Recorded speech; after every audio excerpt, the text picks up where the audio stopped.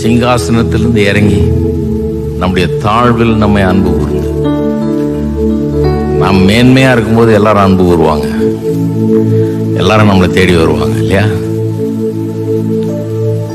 என் சொந்தக்காரன்னு சொல்லிக்குவாங்க, ரொம்ப நல்லா தெரியும் அவர் என்னமாங்க.